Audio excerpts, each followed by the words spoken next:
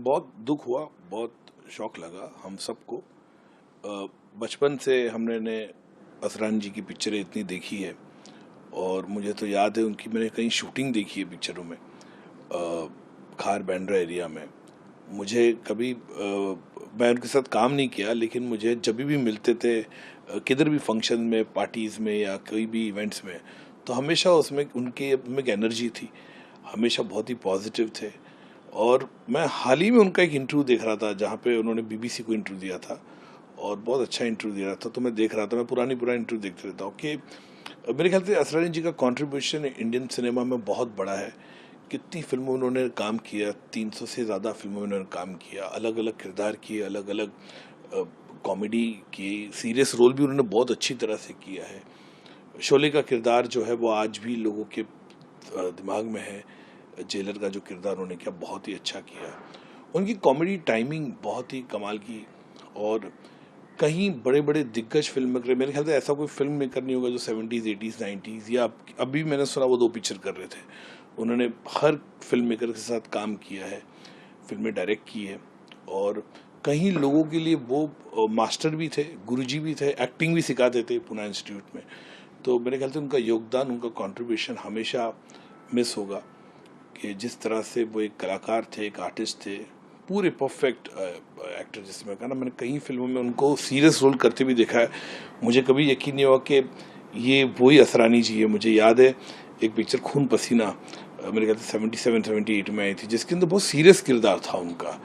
तो प्रकाश मेहरा जी की पिक्चर थी वो।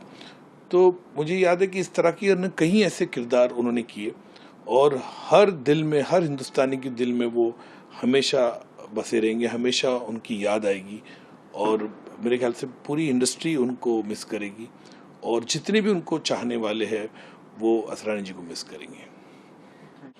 असरानी साहब के देहांत से एक दौर ख़त्म हो गया है। एक दौर जो तकरीबन 60 साल सर चढ़कर बोला था। एक ऐसा कलाकार जिसकी रेंज, मैं नहीं समझता कि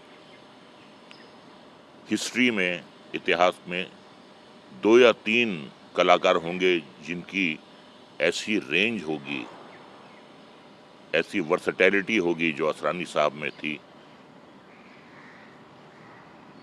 आप उन्हें कॉमिक रोल दे दें, आप उन्हें विलनिश रोल दे दें, आप उन्हें सीरियस रोल दे दें, और बहुत सी गुजराती फिल्मों में वो एज ए हीरो भी आए, हिंदी फिल्मों में भी हीरो आए, और जो रोल भी उन्होंने किया बहुत ही कामयाबी से किया। तो he was a power house performer. इतना टैलेंट बहुत कम लोगों में होता है। मेरा उनसे रिश्ता बहुत पुराना है। मैंने जब पहला कदम रखा था film and television institute of India में 1969 में, तो वहाँ हमारे वो टीचर थे। हमें मूवमेंट, इमेजिनेशन और डिक्शन की कोचिंग करवाते थे। बहुत ही गंभीर रहते थे। कभी हमें अंदाज़ा नहीं था कि आगे चल के ये इतने बड़े कॉमेडियन साबित होंगे। और मेरे कई रिश्ते थे उनके साथ। एक तो गुरु चेला का रिश्ता था, फिर मैं उनका को एक्टर था, नमक हराम में हमने साथ काम किया। उसके बाद उनकी डायरेक्शन में मैंने काम किया फिल्म दिल ही तो है में, और हमने शोज भी बहुत साथ किए। तो जो उनकी कॉमिक टाइमिंग थी उसका कोई मुकाबला नहीं कर सकता। उनका सेंस ऑफ ह्यूमर और प्रेजेंस ऑफ माइंड, हाजिर जवाबी, मैंने कभी किसी में नहीं देखी है। तो फुलझड़ियाँ भी छोड़ते रहते थे बीच में। एक शो था जिसमें मिठुन चक्रवर्ती को उन्हें इंट्रोड्यूस करना था, तो कहने लगे ये आ रहे हैं सुपरस्टार मिठुन चक्रवर्ती, जिनकी पहली फिल्म थी मृग्या और जिसका प्रोड्यूसर मर गया।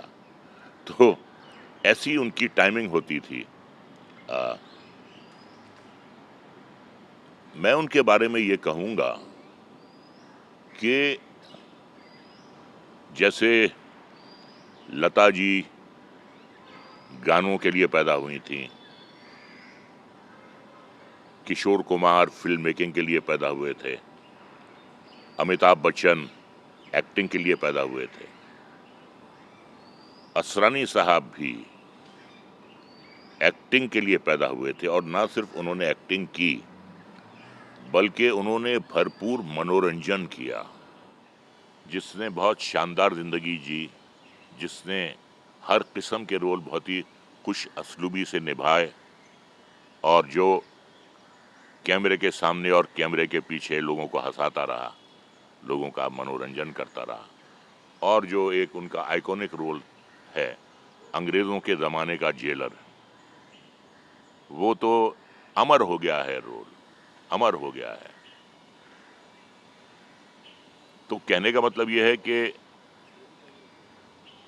रोल छोटा नहीं होता या बड़ा नहीं होता, कलाकार बड़ा या छोटा होता है।